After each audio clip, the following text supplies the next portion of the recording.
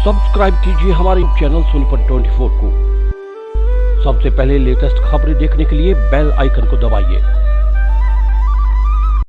दिल्ली की सीमाओं पर किसान 3 कृषि कानूनों के खिलाफ डटे हुए हैं। वहीं सिंघू बॉर्डर से लगातार दुखद समाचार भी सामने आए हैं।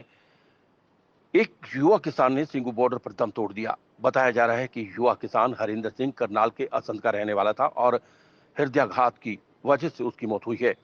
किसान जगदीप ने बताया कि वो शुरू से ही आंदोलन में जुड़ा हुआ है और सेवा ही कर रहा है। वहीं अब दोबारा 4 मार्च को वो आया था और केएमपी के जाम में भी वो शामिल था। सबसे बड़ी दुख की बात यह है कि मृतक हरिंदर सिंह की पत्नी का देहांत पहले ही हो चुका है और उसकी भी मौत हो गई है। अब इसके पीछे एक महज 7 साल का बेटा रह गया है। किसानों ने बताया कि ये बहुत दुखद घटना है और इसकी भरपाई करना बहुत मुश्किल है। पुलिस जांच अधिकारी देवेंद्र सिंह ने बताया कि सूचना मिली थी कि सिंघू बॉर्डर पर एक किसान की मौत हो गई है, जिसके बाद पोस्टमार्टम के लिए शव को सामान्य अस्पताल लाया गया है। मृतक किसान करनाल से असंध का रहने वाला हरिंदर सिंह है और उसकी आयु 30 साल है। वो खेती बाड़ी का काम करता था और शुरू से ही आंदोलन में शामिल होना बताया जा रहा है। फिलहाल हृदयाघात की वजह से मौत बता रहे हैं, लेकिन असल कारणों का पता पोस्टमार्टम रिपोर्ट आने के बाद ही चलेगा। सोनीपत 24 के लिए रमेश कुमार की रिपोर्ट। का नाम भाई का हरिंदर सिंह था। करनाल जिले के हल्का संध गांव ठरी का रहने वाला था और सिर्फ 32 साल उम्र थी इसकी। और इससे कुछ समय पहले इसकी पत्नी की भी बीमारी से मौत हो चुकी है और एक 7 साल का घर में बच्चा है, लड़का है। और घर बिल्कुल अब लड़का अकेला रह गया। पहले माँ का साया उठ गया, पिता का। और लंबे समय से जब से आंदोलन चल रहा है, लगातार इस आंदोलन का हिस्सा था। और ये गांव ठरी जो इनका अपना गांव है, उसकी लगातार यहाँ ट्रालियाँ खड़ी हैं। वहाँ से ये लगातार यहाँ पर रहता था, ड्यूटी देता था और लंगर की सेवा निभाता था। कल भी केएमपी जब जाम किया ये वहाँ पर था और रात को सुबह इसकी डेथ हुई मिली है। कैसे हुई है इसकी डेथ? देखो, अब ये तो हार्ट अटैक से हुई या कुछ और कारण रहे हो। पोस्टमार्टम के लिए अब यहाँ पर सिविल हॉस्पिटल सोनीपत खड़े हैं।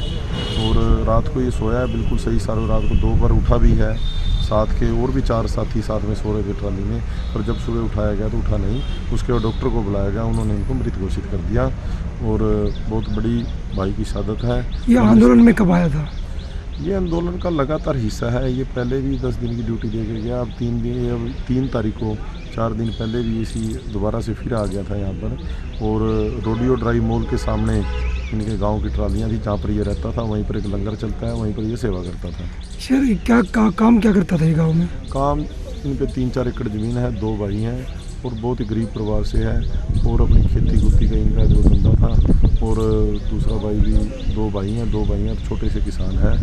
और घर में बहुत बड़ा मतलब आर्थिक तौर पे बहुत कमज़ोर घर है। ये भैया किसान आंदोलन में धरने में शामिल होने गया था, जिसका नाम था हरिंदर। ये थाना असंध जिला करनाल का रहने वाला था और 3 तारीख को धरने में आया था। कैसे मौत हुई इसकी? इसकी जो इसे साथी हैं वो बता रहे कि हार्ट अटैक से इसकी मृत्यु हुई है। लेकिन फिर भी हम सरकारी अथॉरिटी सोनीपत में इसका पोस्टमार्टम करवा रहे हैं। ये कहाँ पे हुआ? सिंघू बॉर्डर पे? ये सिंघू बॉर्डर पर नहीं हुआ सर। ये किसान आंदोलन में रेडियो मॉल है, चिड़िया कुंडली बादरकपा गाँव रसोई का, उसकी पार्किंग में ट्रैक्टर ट्रेलियाँ खड़ी थी और ये ट्रेली में सो रहा था। सोते इसका हार्ट अटैक हुआ है, बता रहे हैं। परिवार में कौन कौन क्या करता था, कुछ पता चला हो? परिवार में खेती बाड़ी करता था। इसके 2 भाई हैं, ये छोटा था, एक लड़का है इसका करीब 2.5-3 साल का। पुलिस कार्रवाई कर रही है? पुलिस कार्रवाई कर रही है, पोस्टमार्टम करवा रही है।